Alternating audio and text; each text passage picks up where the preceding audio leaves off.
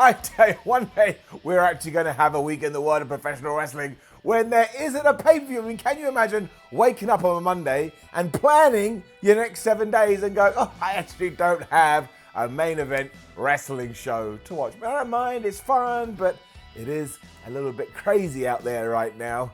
You gotta watch out for the piranhas and you gotta watch out for those sharks. But my name is Simon Miller. Thank you very much for joining me here on WhatCulture Wrestling. And if you don't know, when we do have one of these pay-per-views, I take this, the finger of power, regret kissing my own finger, and I give the good bits an up, and I give the bad bits a down. And that's what we're gonna do right now. Scott Hall Scary Fingers. That's what we're gonna do right now for the Elimination Chamber. I know a lot of people are mad, but just divide it into blocks and you'll see wasn't actually that bad. It wasn't blow away, wasn't that bad. Let's up those downs.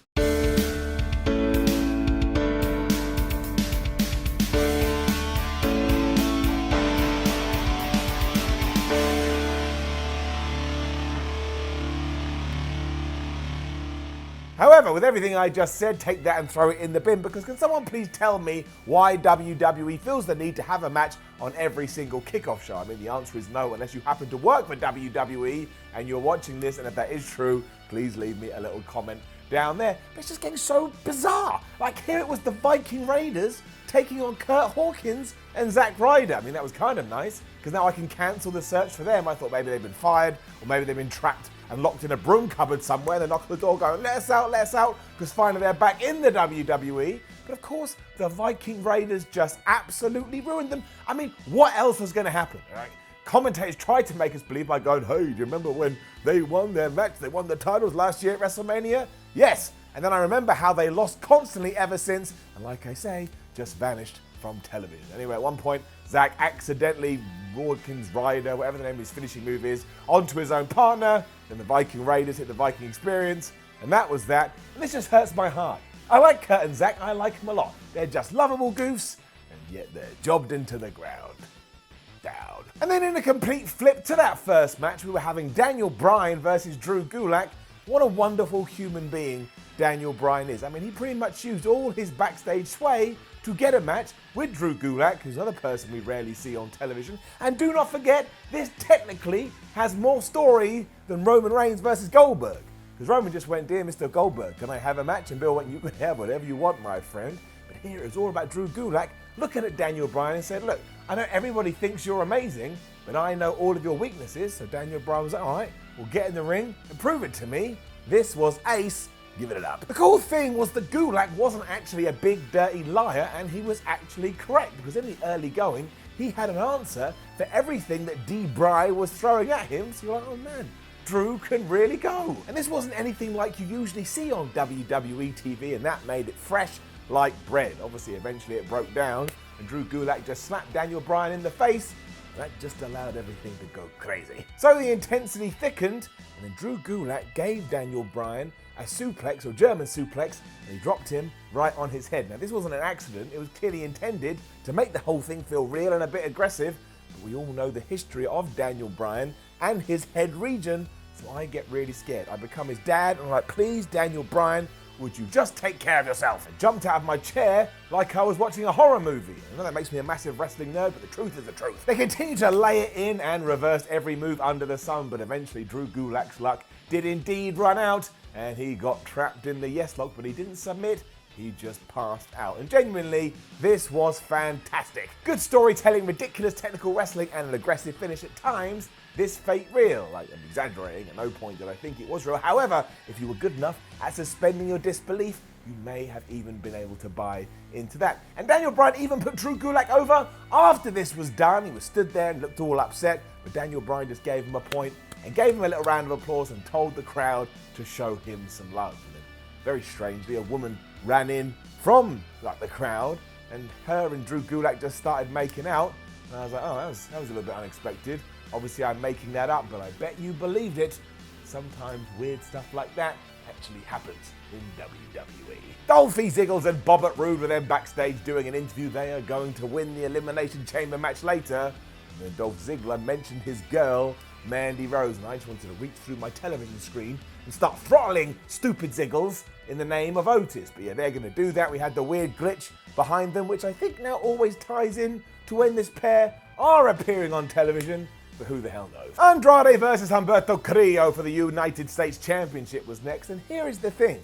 By the end of their encounter, they did have the fans in their favour, but at the start, nobody seemed to care, and that's kind of what resonated to me as I watched it from home. They worked hard, they're very, very good wrestlers, and this kind of sums up the Elimination Chamber when you look at it overall. None of it was actually that bad, but some of it was kind of just there. But we don't crap over that, just getting it up. The big twist came when Andrade removed the protective mats on the outside because he wanted to smash Humberto's head into the concrete floor, but what he doesn't see coming is that Carrillo had this scouted and he gave him a back body drop instead. But then stupid Humberto decided to get back in the ring and engage in a roll-up war. Are you an idiot, Humberto Carrillo? Do you not know that if Andrade hit a surprise one out of nowhere, you would have been devastated? Clearly, you did not know this. I hit my microphone. Because that's how this ended. Despite the fact they were both busting them out, none was more shocking than the one that Andrade did, and he also grabbed a fistful of tights. He got the 1, 2, 3 with, of course, the most devastating move in all of professional wrestling, the surprise roll-up. I think that's 14. It may be 15. Bring down my counter. I've got utterly lost. I'm going to say it's 14. And again, we're only in early March. I didn't even start this until February. We are going to get well over 100 before we get to the end of 2020. Either way, Andrade retains his, let's say, Intercontinental Championship. Not true, his US title. And I like these two, but I think we need to give them something more. AJ Styles then cut the funniest promo ever. I don't think this was intentional. But when he was asked whether Gallows and Anderson were going to be involved in the DQ match later, he just went, yeah, of course they are. I'm AJ Styles. It's a no DQ match. Why wouldn't I get my mates involved? And I like that. But then for some reason, as he was ranting and raving, the camera just cut away, and it was a bit like an old man that had forgotten to take his medication, just mumbling away like, oh, Aleister Black, I'm gonna take him out later. It was the strangest production cut I think I've ever seen in WWE, and I was laughing my ass off. Right, as I've already touched upon, remember, the awesome thing about the Elimination Chamber is that we all went in with our expectations kind of low. So when we got matches, like the Tag Team SmackDown one, in the Elimination Chamber, which absolutely blew my mind, but it made me enjoy it even more. If you're out there saying this was bad, you need to look at yourself in the mirror and try and figure out what's going on in your brain.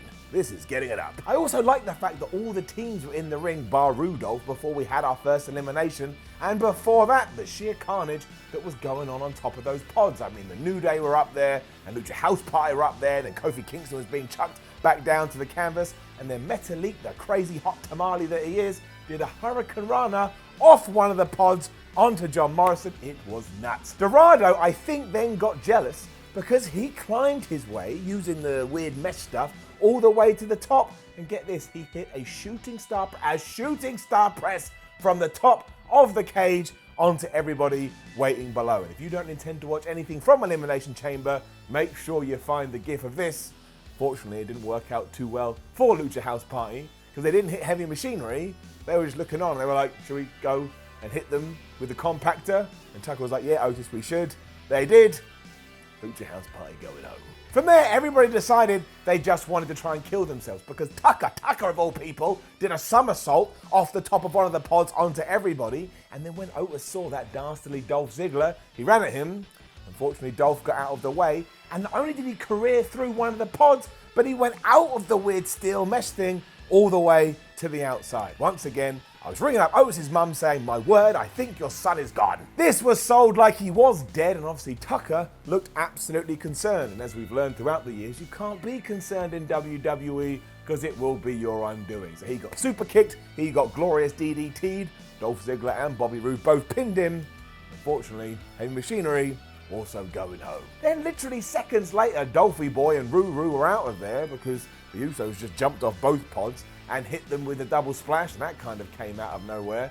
And then tying into the phrase, well, if your friend jumped off a bridge, would you? Kofi Kingston was responsible for his own downfall because he thought, I'm going to jump off a pod as well.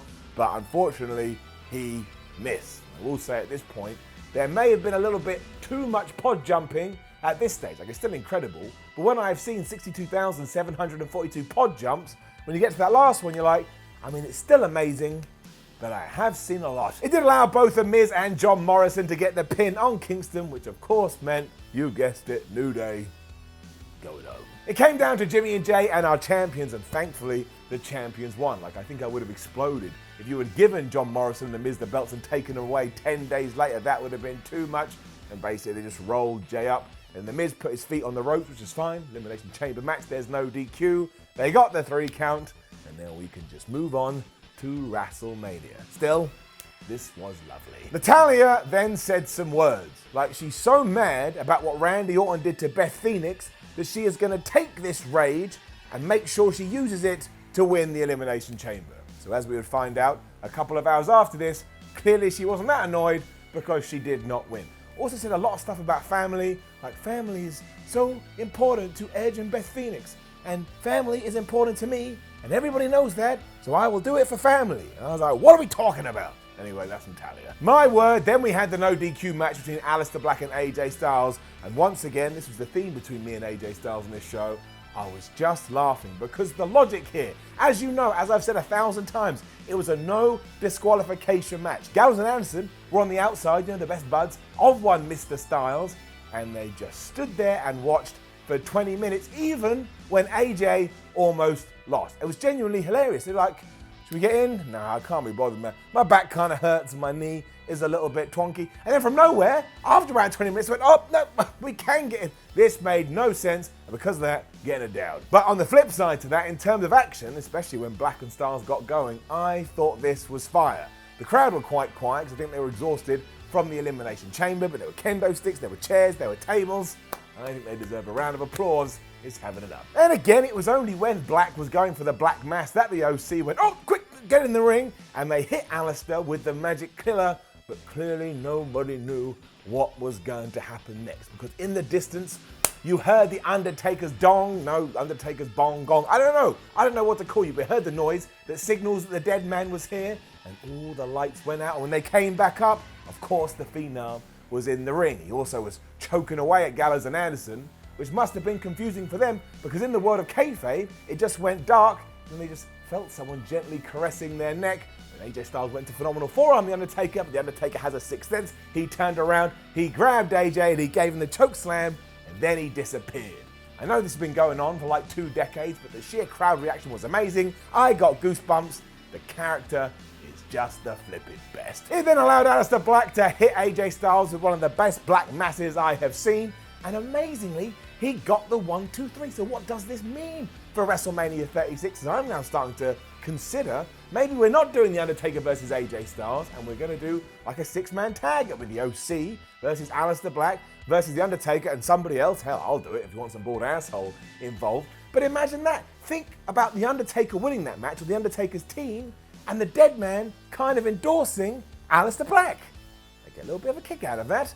I think we should do it. So this was actually quite good. I mean, really, really silly in many ways, but also, again, good. Am I still going to be talking about this in 6 weeks? No. But did I enjoy watching it late on a Sunday evening? Well, yes, I did. And you know what? The Raw Tag Team title match fits exactly into that boat we just created and built with our hands. Was it amazing? No. Was it decent and fine? Yes. Give it up. The AOP's presence was negated because the Viking Raiders came out and started having a little fight, and at one point Kevin Owens just popped up at ringside and he was eating popcorn and throwing it into Seth Rollins' face. That kind of caused somewhat of a distraction. Montez Ford hit his incredible frog splash onto Murphy. Don't call him Buddy, because that's not his name. The Street Profits retain their titles. Okay, cool, whatever, I don't care. We're definitely going to be doing Seth versus Kevin at WrestleMania. Afterwards, Rollins did get the stunner from KO, and he poured his popcorn over him. You probably could have done this on Raw, but you did it on a pay-per-view.